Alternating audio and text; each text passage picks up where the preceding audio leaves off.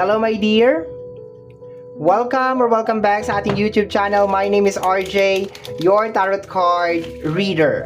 At ang gagawin po natin ngayon is yung ating daily reading para po ito sa araw ng June 16, 2026. At ang reading na ito ay dedicated para sa iyo, my dear air sign.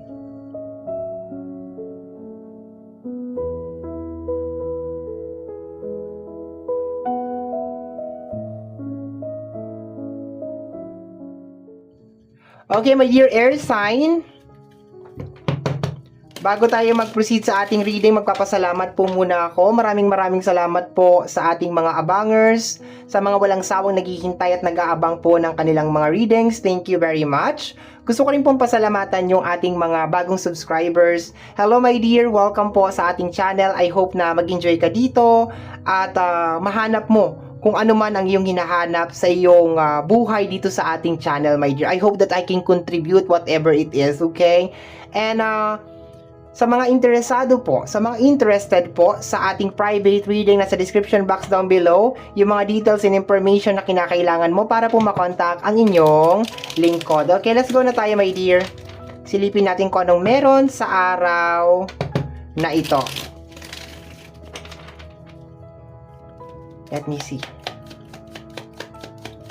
Let's do 12 cards. Okay, gusto ko ng 12 cards today. Okay, 1, 2, 3, 4, 5, 6. Okay, ilan na to? 2, 4, 6, 6 pa. 7, 8, 9, 10, 11, and then 12. Okay, my dear. First row natin, the Knight of Swords and the Queen of Wands. Okay. My dear, yung mga bagay na gusto mong mangyari, don't be so aggressive ngayong araw na to. Okay? Huwag mo siyang masyadong panggigilan, my dear. Okay? Although meron ka talagang mga gustong mangyari, pero I think this is the time na maging mas kalmado ka sa mga bagay na gusto mong mangyari. Okay? Kasi ang Queen of Wands is may kinalaman sa energy ng manifestation at ang Knight of Swords is medyo aggressive siya. So, hindi ko ma-advise, my dear, na maging aggressive ka kasi merong 5 of Wands, may 7 of Swords, may 5 of Swords over here. Mamaya tatalakayin natin yung mga yan, okay? Kaya hindi ko ma-advise, my dear, na maging aggressive ka, my dear. So, kung meron ka mga gusto, this is not the day para maging aggressive ka or magpadalos-dalos ka, my dear. Subukan mo maging kalmado ngayong araw na to, my dear. Subukan mo talaga maging kalmado. Okay. Let me see. Sa next card tayo. Expectation mo, my dear, 7 of Pentacles. Okay, mga ini-expect mo. Ito siya. Okay. Sinasabi dito na parang dahan-dahan, Knight to, my dear. Mabagal si Knight. So, pagpatuloy mo siya, pero dahan-dahan. Okay. Slowly. Maglagay ka ng konting space. Maglagay ka ng anong tawag dito? Maglagay ka ng time, no? Para ma-harvest mo tong mga bagay na to, my dear. Wag mo talaga siyang madaliin. Kasi dito sa dalawang combination ng dalawang card na to, dito at saka ito, nakukuha ko talaga, my dear air sign, na ngayong araw na to, parang meron kang gustong makamit, meron kang gustong ma-achieve, and hindi makakatulong kung aanuhin mo talaga siya. Yung bibiglain mo talaga siya o pepwersahin mo talaga siya, my dear. Okay? Dito sa third row natin, the 10 of Pentacles and the 5 of Wands, may tensyon na nangyayari sa loob ng family, okay? Or sa loob ng relationship, okay? I hope hindi kayo nag-aaway-away. I hope na baka hindi lang to pagkakaunawaan, hindi lang pagkakaintindihan, my dear. Yun ang nakukuha ko dito. Ngayong araw na to, try to be relaxed talaga, no? Try to relax, mag-play ng mga music na relaxing kasi napaka-tensyonado talaga, my dear. As in, super tensyonado talaga ng energy mo. Ito, hindi ko siya nagugustuhan, my dear, kasi baka may nangyayaring away sa loob ng relationship or sa loob ng family, okay? This is also energy na Gamaya ko na i-discuss dito sa bandang dulo ko na i-discuss, my dear, okay? Pero, yung sasabihin ko dito at saka sasabihin ko dito, iisa lang. Halos parehas na parehas lang, my dear, okay? Kasi dito, yung energy is more on parang nagaano yung nagko-kontra-kontra, parang gano'n, nag-aaway-away, parang hindi nagkakaintindihan, hindi nagkakaunawaan. So, kung medyo magiging aggressive ka ngayong araw na to, baka makaano siya, my dear, yung makadagdag siya dun sa apoy, yung magliyab palalo yung apoy. So, hindi siya at saka most of the time, pag ganun yung nangyayari, ikaw yung lumalabas na masama. So, maging kalmado ka talaga ngayong araw na ito kasi there's a tendency na kung meron ka rin mga gustong ipaliwanag sa mga tao sa paligid mo, hindi din nila kaagad magigets yun, my dear. Hindi nila kaagad maiintindihan yon. Or baka meron din silang pinagdadaanan, meron din silang sarili nilang problema. So, it's better talaga, my dear, na maging kalmado ka ngayong araw na ito, as in, lalo na may Diyos sa mga bagay na gusto mong mangyari, okay? Nagkakaintindihan po ba tayo? Okay, we have here the energy of the Wheel of Fortune. Eto, medyo good news to, my dear, okay? Sinasabi dito, my dear, na magkakaroon naman daw ng celebration, okay? Ibig sabihin, kailangan mo lang mabalance tong wheel na to, itong Wheel of Fortune natin, okay? Kailangan mo lang talaga siyang mabalance. And as of this moment, ang wala sa alignment, my dear, is yung iyong actually emotion. Actually, lahat hindi balance, my dear, no?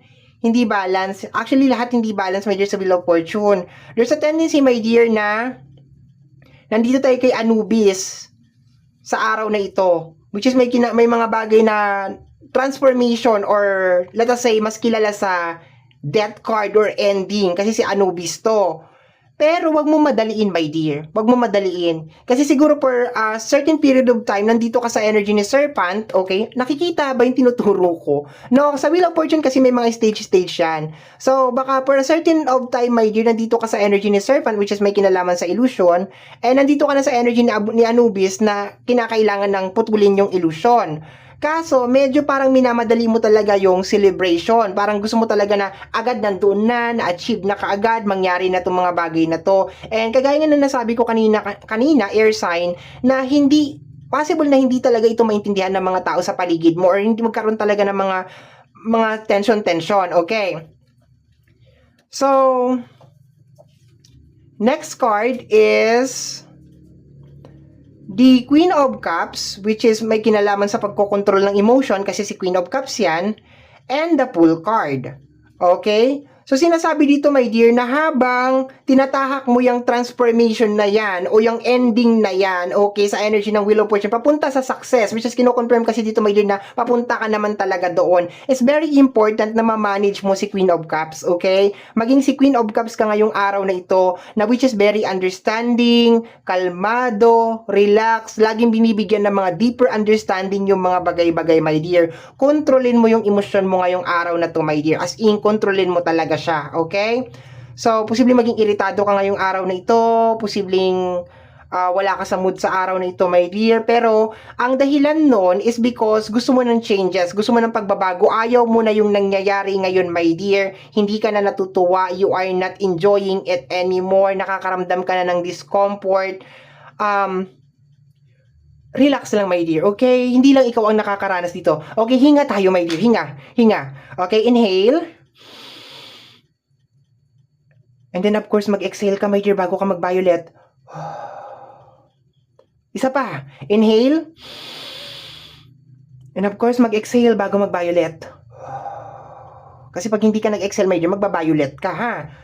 Relax, my dear. Relax, kalma, okay? Magbabago din yan, okay? Magiging relax din, magiging maayos din yan. Makukuha mo rin yung gusto mong makuha, my dear, okay?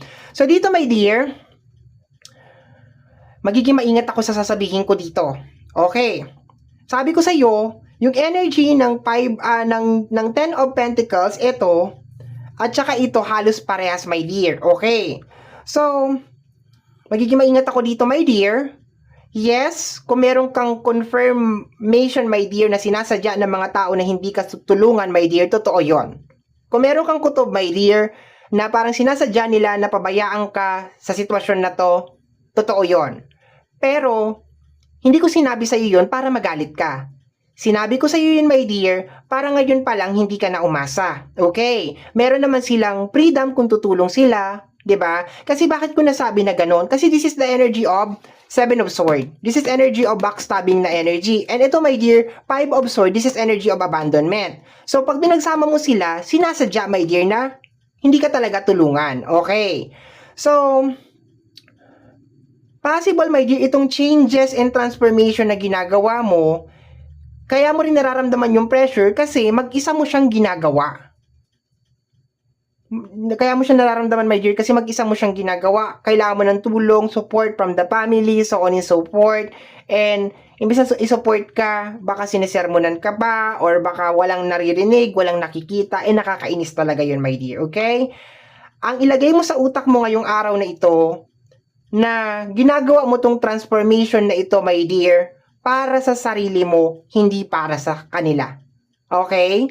So, gawin mo to para sa'yo, hindi para sa kanila, my dear, okay? Gawin mo tong transformation na to para sa sarili mo, okay? So, tingnan natin.